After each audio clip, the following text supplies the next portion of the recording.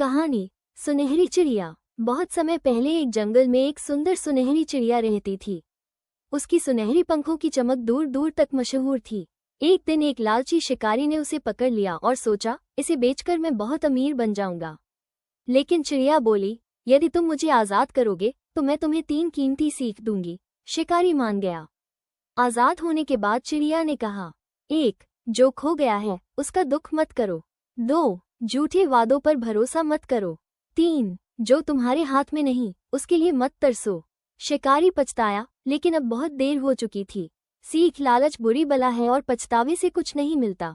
ऐसे मजेदार कहानियाँ के लिए इस पेज को फॉलो करें।